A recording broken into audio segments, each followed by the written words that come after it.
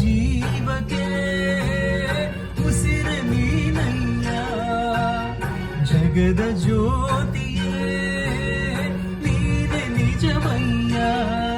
ಮಂತ್ರಾಲಯ ವಾಸ ಮಂತ್ರಾಕ್ಷತೆಯ ಅರಸ ಗುರು ರಾಘವೇಂದ್ರ.